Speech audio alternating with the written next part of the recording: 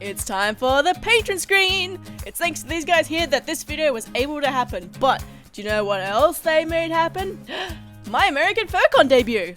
That's right, I have finally confirmed it. MFF this December, November, I am going to be there and I am going to give every single patron the biggest hug they have ever gotten. But as always, thanks for watching this screen without skipping it. You are the best, you are a legend, I love ya. Now sit back and enjoy the video.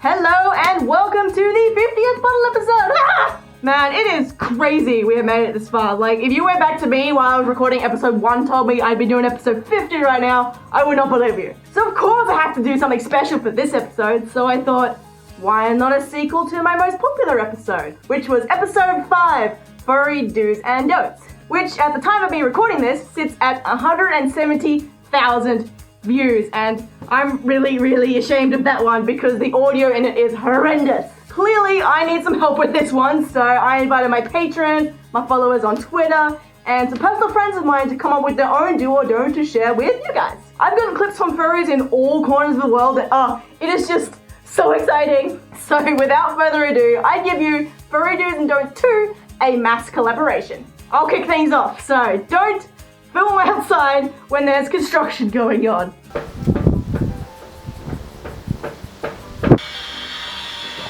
Do respect the public. Keep in mind that little younglings roam this planet too. Just because you're all grown up and you think you're a giant make-believe animal doesn't mean that you can just go around in public doing inappropriate things as you please. You're not a caveman. When you do these things, there are consequences, and believe it or not, your actions actually represent your fandom. Keep it rated G, and be sure to respect whoever and whatever is around you. If you wouldn't do it in front of your mom, don't do it in public. Whoa, that's crazy. Don't push yourself too hard while in fursuit. Whether you're a long-time suitor or you're just getting started, it's very important to acknowledge your physical limits while fursuiting. Fursuiting can be a fun, unforgettable experience. However, it can also be a deadly one if you're not careful. Get plenty of rest, have a healthy meal beforehand, drink plenty of water, and don't forget to take frequent breaks. I cannot emphasize this enough. Treat it the same way you treat exercising because fursuiting is, well, more or less a physical workout. It can push your body's cooling system to the limit. If you feel tired, take your suit off and sit somewhere cool until you've recovered. Pushing yourself too hard can have severe medical consequences.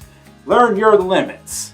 I hope that didn't sound too harsh. Do yourself materials for fursuits, and that means materials that doesn't break easily or damage the health. Those materials can be foam, plastic mesh, hot glue, fake fur, or other fabrics. Don't use materials like plaster, papier-mâché, cardboard, because they absorb sweat and melts, or even worse, grow black mold. And also flammable materials because they have toxic fumes, and that could be very dangerous. Some materials can also be unsafe because of allergies. One of those materials can be latex. And some materials are safe when they are cured, like resin or silicone, but toxic before that.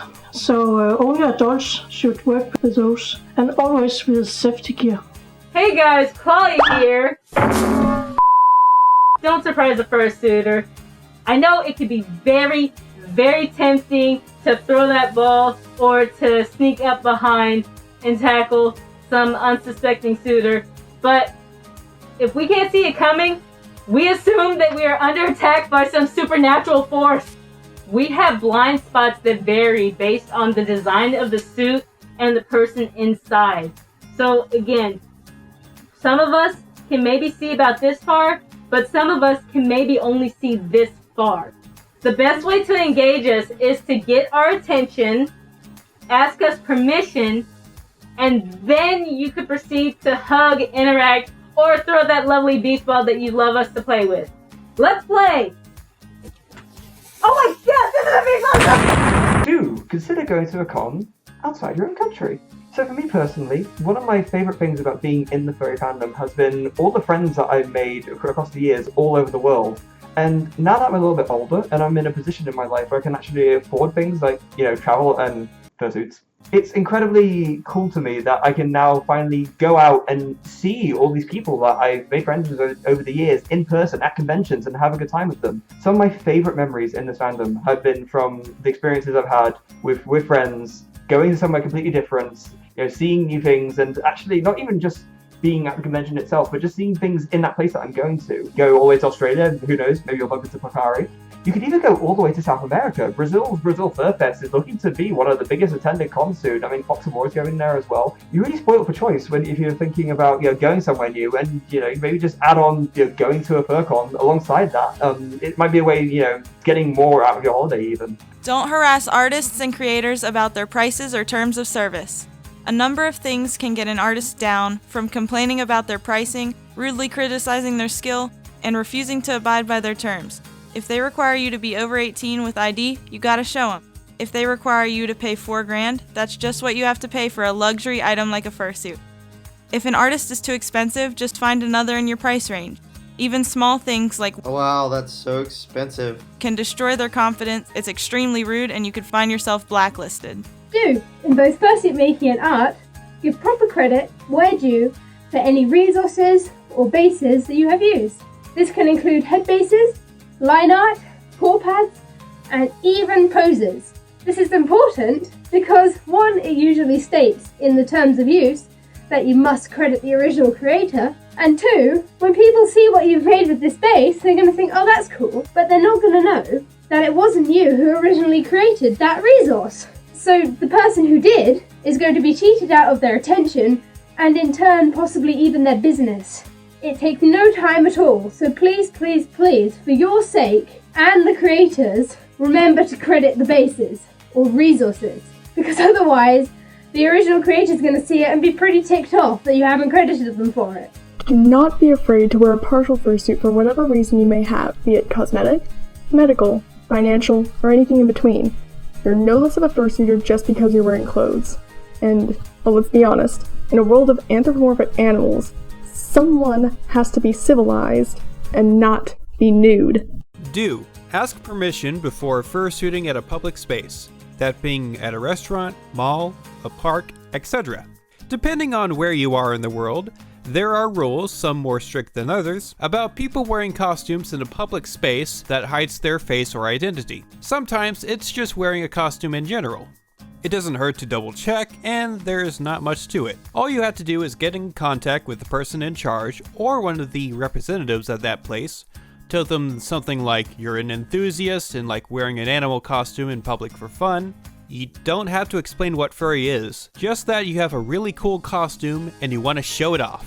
You could even spin it in a way to maybe promote an event being held there, or just promoting the place in general. Just don't be weird about it. Hey, Vsauce, literal human trash here. Do. Be yourself. Why am I fat? Everything's fat. I can hear you laughing. Jokes aside, I see a lot of people come into the fandom with the intention of becoming popular, whether it be through YouTube or Facebook or Twitter or through any means really. People seem to think that if you have a nice suit, you'll get a large following, and I'm here to tell you that that's just not the case. But no, you don't have a suit or a following. Shut up!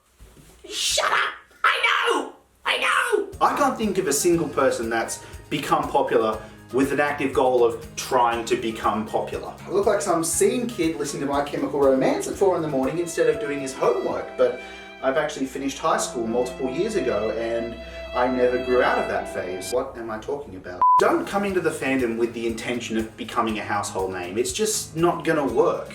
If you just be your true self, people will appreciate that, and whether or not you garner an audience from it, at least you'll be your true self. Now if you'll excuse me, I have some self-loathing to do. Do be whatever species you want to be. If you want to be a Pokemon, be a Pokemon. If you want to be a fish, then be a fish. Now, I know that when some people make a new character, they might say to themselves, I have this awesome idea for this new OC I'm making, but I'm not sure I want to make them this species, because it's such a popular species. But seriously, if you want to make them that species, then do it. You'll be a lot happier with the outcome of your character if you make them the way you want to make them. Do what you want to do with your character. You'll be way happier. Don't bid over the budget you set yourself. Overbidding on your budget can put you and a seller at a disadvantage. If you bid $5,000 on something when you've only got $5,000 and suddenly you injure yourself, you have to turn around to the seller and say, sorry, I can't pay for it anymore. They have to waste more time putting the item back up for sale. They have to explain that something went wrong. People won't want to deal with you when it comes to buying and selling things because you don't know if you're going to be able to afford it, and they don't want to take that risk. Make sure you keep an eye on your savings at all times and don't go over that budget. It's there for a reason. Don't go to Haunted Graveyard alone. Or during the blood moon. Or if there was a sudden outbreak of zombies. Wait, why would you even go to Haunted Graveyard? You get your suit dirty, you could get bit by a zombie, there's ghosts everywhere, and don't even get me started on the spiders. Don't go in your suit. Don't go to the Haunted Graveyard in your suit alone. Do teach your handler how to handle you. Absolutely essential that every fursuiter gets their own handler and that the handler knows exactly what to do while you're out and about. For example, if you have anxiety and you're in a crowd, make sure your handler knows that when you cover your eye and raise your paw, it means that you need to get out of the situation that you're in. If you pass out, the last thing that you want to be done is being cut out of your suit. Trust me, I know. Do not say hi and nothing else, because then it's hard to respond to because you don't really have anything to work with. I get a lot of these just hi messages, and it's usually from people who are a bit more awkward per se. So I'm gonna help those little awkward buddies out, okay? Find out what they like. If they like something that you also like, for example, a TV show. So if they like the same TV show that you do, you can talk about it. Say, hi, I noticed that you like this TV show. Do you want to talk about it? Or how was the episode last night? Or something like that, because that's much easier to respond to, and you're much more likely to make friends with somebody if you have something in common. Also, you could talk about like your favorite fursuit dancers, your favorite fursuit makers. It's not as hard as you'd think it would be. You never know if you have something in common with somebody if they just say, hi. Do create your own events. Many furs are able to have a vibrant fandom life. Others find their only interactions are being Twitter or Telegram. But there's a classic Toni Morrison quote I love. If there's a book that you want to read, but it hasn't been written yet, then you must write it. The same applies to events. If you want to have an event, then create it. Just remember to 1. Research your space. Is the venue fursuit friendly? Where can they change? Is public fursuiting possible? 2. Communicate. Is your event all ages or 18 plus? Do furs need to bring food, drinks, or games? What's the weather going to be? Communicate your rules so we can prepare. 3. Standards. Don't be afraid to tell people who are ruining your event to knock things off, or even that they have to leave. Nobody wants to have a party shut down because one person was being a jerk. But most of all, have fun. The history of the fandom was built on people wanting to share their passions, to interact, to make friends, to build a community over a shared love. So, what are you waiting for? Make your own fluffy fun. Artists, fursuit makers, plush makers, all you furries, don't give up. I see so many young artists and fursuit makers, all of you wonderfully creative people just giving up on yourselves so soon. Just stop that! Please! You can be something incredible if you just give yourself a chance. Unfortunately, you're not going to get there overnight. You can't just set out expecting to be as good as Valvey or Autumn Fallings in your first couple tries. It takes practice! You'd be surprised by how much you can improve just in time at secondary school or high school, whatever you Americans say. I'm English, so whatever. And you know what? I'm going to show you the art I did in year 7 compared to now, which is year 11, just to show my kind of improvement, because that's 5 years, so there.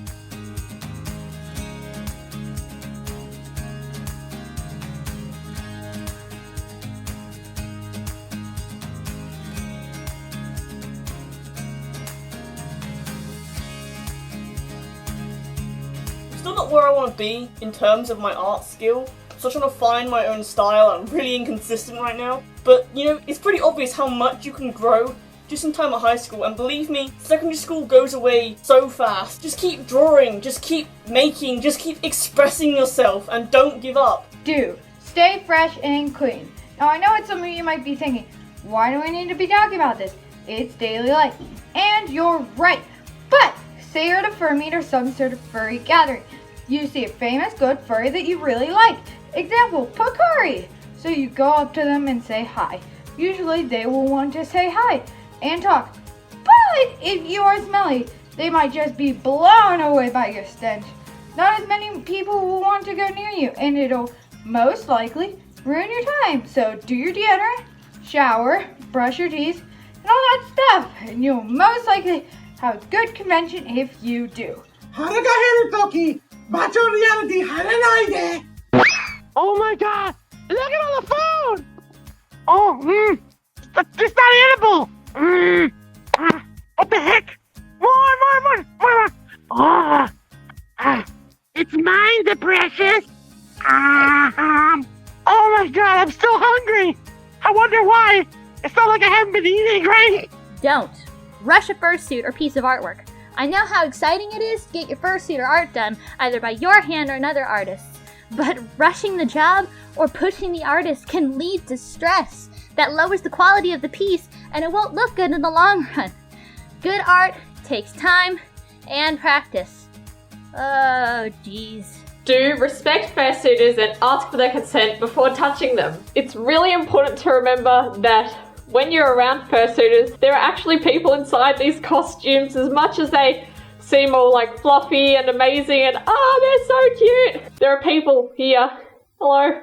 You may want to just go up and hug them and give them all your love, but you gotta remember, would you do that to a stranger? It's super important to always ask for their consent, especially when it comes to touching them, because in a fursuit, you always have limited views. Some people don't even like to be touched. So remember, just because someone's wearing a big fluffy animal costume does not automatically mean they consent to whatever you want to do. So ask the fursuiter beforehand, and if they say yes, go ahead. Don't approach a suitor for getting their attention. You might end up scaring them, and if you're going up to them trying to give them a high five, don't be offended if they leave you hanging. They just might not see you. They have very limited vision. Like if you cup your hands over your eyes, that's about how much they can see. And they also have materials around the head, so they can't really hear you. Do ask for constructive criticism and feedback on your work. This can be anything, like a sketch of your artwork, a story that you're writing, or a fursuit that you're building. Accepting constructive criticism and feedback from someone can help you with something that you may be struggling with. It may also give you new ideas or perspectives on something. Accepting constructive criticism and feedback from someone can help you become a better artist, writer, fursuit builder, or whatever else you may be. Do get permission when drawing or commissioning someone else's persona or character. We all know gift art can be nice, but their character is their property. They can have the right to do whatever they want with it. That doesn't apply to you. So if you want to write a character in a situation that seems questionable, especially if it's NSFW, please always get permission. It'll help in the long run. I promise you. Don't get upset at yourself. The fandom is a place to learn and grow. It may not seem like it, but everyone makes mistakes, even myself. When I first joined the fandom, I told myself to jump right in. I've learned a lot, especially being director of events for Aquatifer. What I have learned is what I'm good at through trial and error. Some of my mistakes cost me a nice friendship. I was upset at myself for that mistake. However, there will always be someone there to help you in a time of need. Don't get upset. You may be overwhelmed, you may not like how something turned out, but I will tell you this. I'll learn from it. Is there something I can improve? Is there something new I can try? Is there someone willing to help me? I'm pretty sure that last answer is yes. The fandom is full of furs willing to help you grow. Plant your roots and sprout. Stand strong. You belong. Do. Ask your maker about proper washing. So you've got your brand new fursuit from your maker. Super exciting. But before you go out and wear it, it's important to know how to wash it afterwards. Leaving your suit unwashed for long periods of time can lead to issues down the road with suit deterioration, which can shorten the lifespan of your suit. This is why it's important to know what your suit needs when it comes to washing. While the basics of fursuit washing can be somewhat universal, your suit maker may have specifications that you'll need to know. Some starters you may want to ask about could be, the eyes, the fur type, airbrushing, hooves, claws, and paw pads, soaps, and whether or not anything on your suit is machine washable. However, never put your fursuit in a dryer.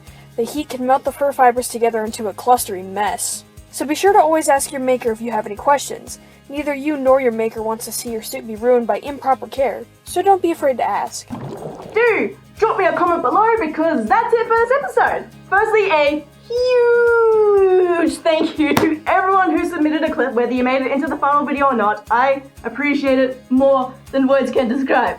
This video has been a couple of months in the making, just gathering everyone together, and it has been so special and so worth it. It was really awesome seeing everyone put their own style on their clip, and even some people who had never done a video before came out of their shell just for this video. I can't thank all of you enough, so I hope you all enjoyed the final product. But as for you, the viewer, did you recognize anyone, or was there anyone you saw that you really want to know more about? Leave me some comments below because this time it's not just me, it's everyone who helped to make this video happen. We'd love to hear what you have to say. But otherwise, thank you so much for watching. Keep on keeping on, and I will see you in the next video.